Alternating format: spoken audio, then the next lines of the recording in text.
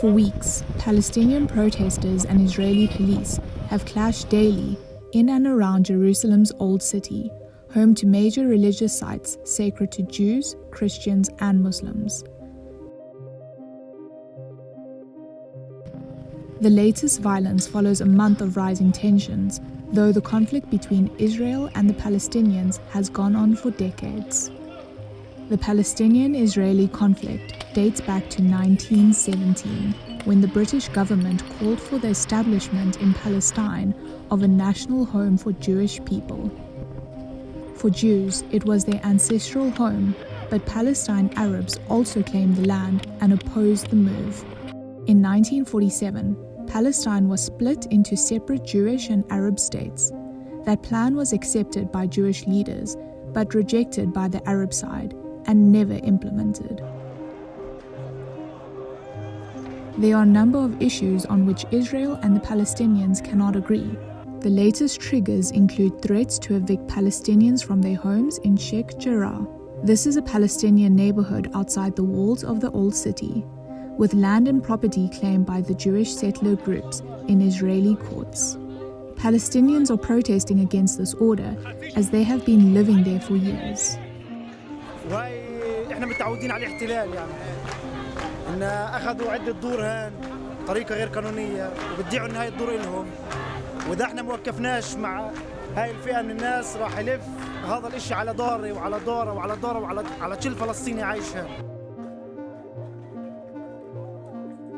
Fights broke out between Palestinians and Jewish settlers in the Sheikh Jarrah neighborhood of occupied East Jerusalem. A total of 37 Palestinian families have been living in 27 homes in the neighborhood since 1956. Jewish settlers have been trying to force them out based on a law approved by the Israeli parliament in 1970.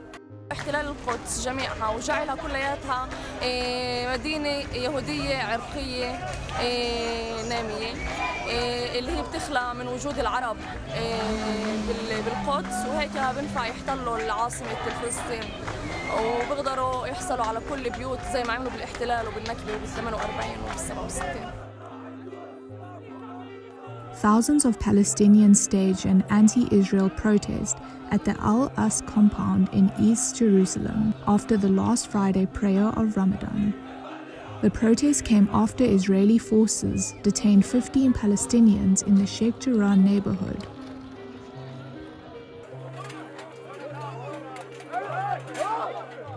Clashes erupted between Palestinian protesters and Israeli police in and around the Al-Aqsa mosque in the Old City as tens of thousands of Muslim worshippers prayed at the mosque on Islam's holy night. Israeli police fired rubber bullets and stun grenades in and around the mosque to try and disperse the crowd, while Palestinians retaliated by throwing stones and bottles.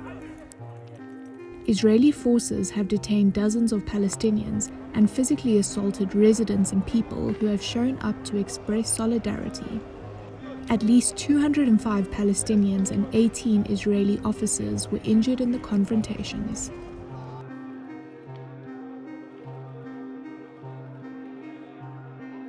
Israeli police used stun grenades for a second night to disperse Palestinians. Residents of another part of Palestine found themselves displaced to the Gaza Strip and West Bank amid rising attacks. Israel said it was beefing up security forces in anticipation for further confrontations in Jerusalem, the occupied West Bank, and Gaza after the clashes.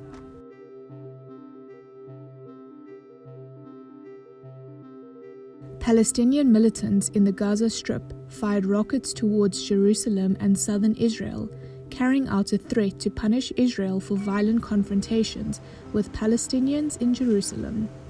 The Israeli army reported 7 rockets fired from Gaza towards Jerusalem. Surveillance footage in Israel captured images of rockets being fired. The Prime Minister said Israel will respond very forcefully to rocket attacks from Gaza. אני אומר לכם, אזרחי ישראל, העימות הנוכחי יכול להימשך זמן מה. לא חפצנו בהסלמה, אבל מי שבחר להסלים ירגיש את נחת זרוענו.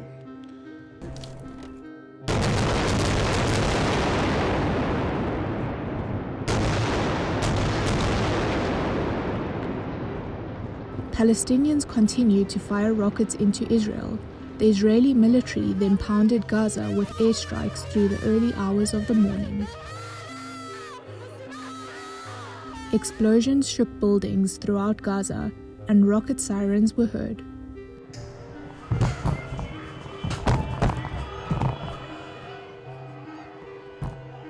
Israel resumed airstrikes on the Gaza Strip, causing deaths, damage, and forcing many to flee.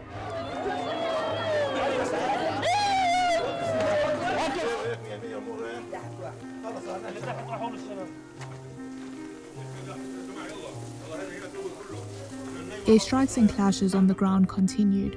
Rockets were launched from Gaza as a response to destroying towers in the Gaza Strip. Israel's Iron Dome intercepted some of the rockets, while some of the rockets reached Tel Aviv.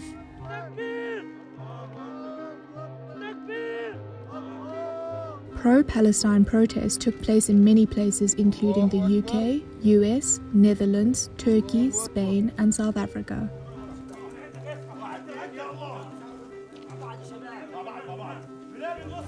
At least 67 people have died and thousands have been injured in the latest clashes.